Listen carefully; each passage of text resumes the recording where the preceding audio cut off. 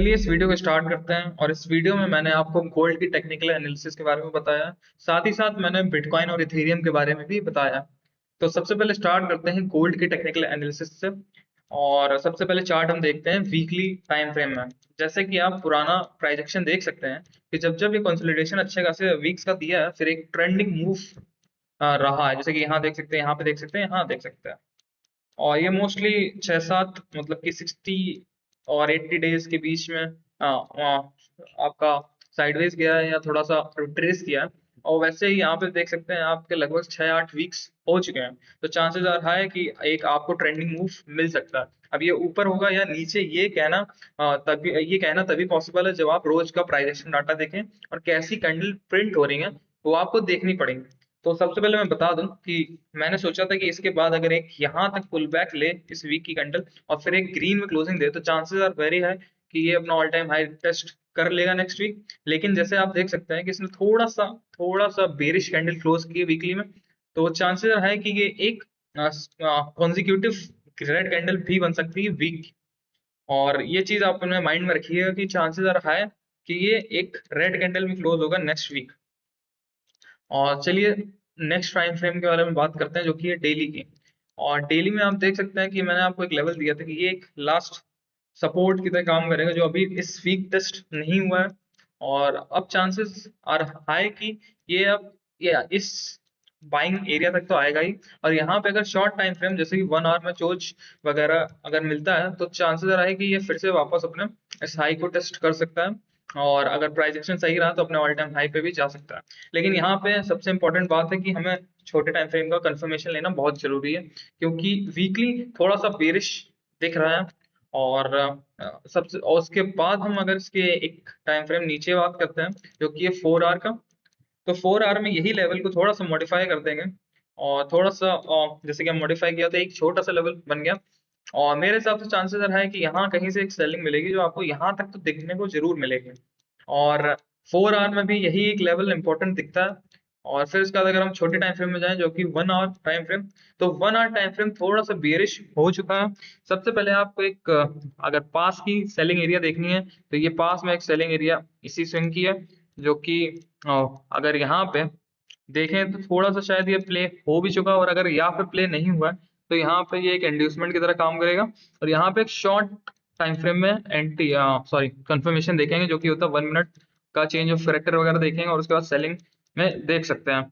और या फिर एक नेक्स्ट सेलिंग एरिया है जो कि यहाँ पे आता है, क्योंकि यहाँ से आप देख सकते हैं कितना ज्यादा कंसोलिडेशन किया है, यहाँ पे कितने ज्यादा स्टॉप लॉसेस लगे हुए हैं। तो अगर मार्केट को लिक्विडिटी ग्रैब करनी होगी फिर गिरना होगा, तो ये सारे सारे सेलर्स एक बार ट्रैप जरूर होंगे।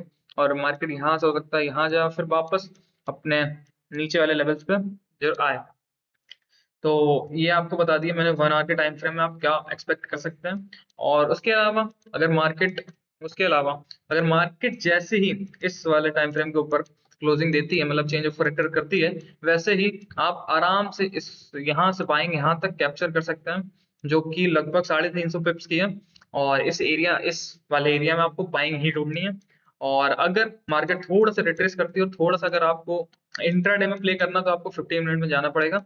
और 15 मिनट में एक बाइंग की लेवल आपको थोड़ी सी अगर आप एग्रेसिव बाइंग देखना चाहते हैं, तो एक इस लेवल पे मिल जाएगी।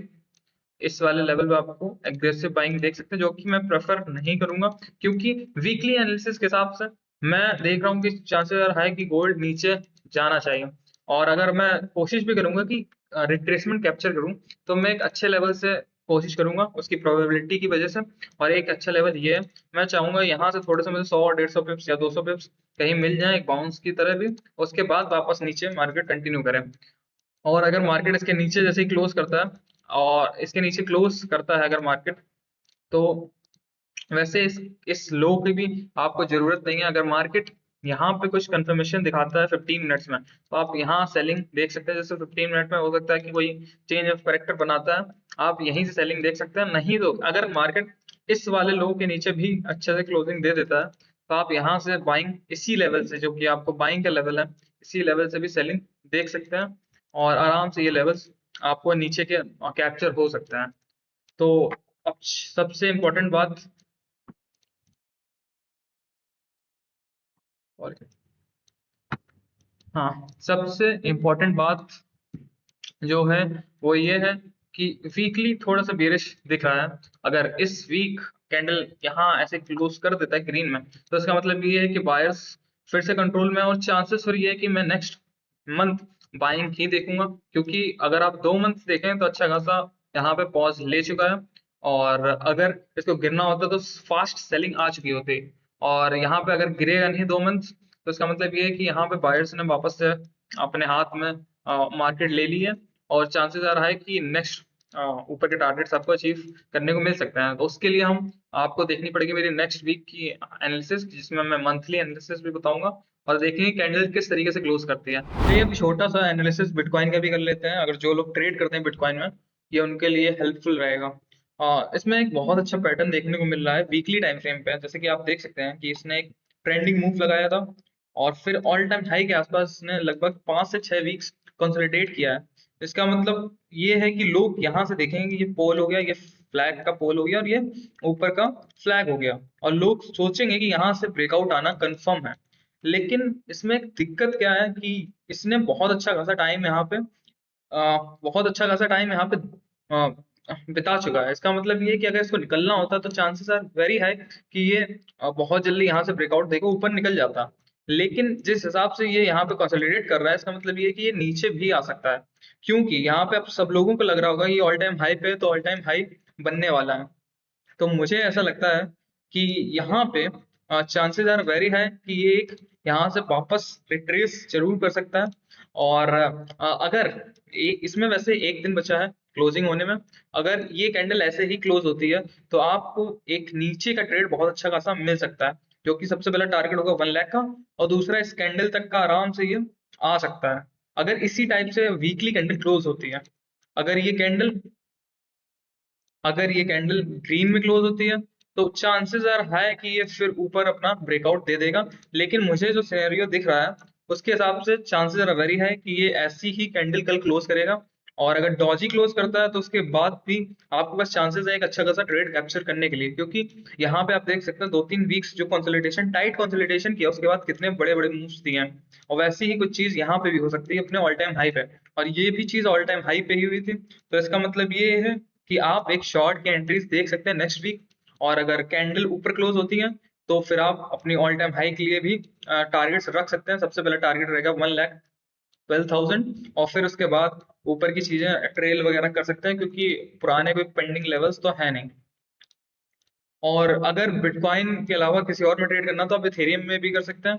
इथेरियम में आप देख सकते हैं कितना टाइट कंसोलिडेशन हुआ है पिछले 6-7 वीक से, और अगर इसने ये बेरिश कैंडल क्लोज की तो ये चांसेस आर वेरी हाई ये पूरी की पूरी कैंडल ये इंगल्फ कर सकती है, और आपको बहुत अच्छे खासे टारगेट्स मिल सकते हैं। अब इसका मतलब ये नहीं है कि यहाँ पे एंट्री लेके आपको ऐसा यहाँ डाल देना है, आपको एंट्री यहीं लेनी है और छोटे छोटे पॉइंट्स कैसे डालना है, ताकि आपका रिस्क रिवॉर्ड अच्छा रहे और मनी मैनेजमेंट आप कर पाए। क्योंकि आप यहाँ पे अगर ऐसा डाल देंगे तो चांसेस आर वेरी है कि वॉलिटिलिटी में हो सकता है वापस आए, यहाँ तक आए फिर वापस नीचे आ जाए। लेकिन अगर ऐसा यहीं पे होगा तो आप अपने मनी को बचा के रख सकते हैं और बार बार एंट्री ले सकते हैं।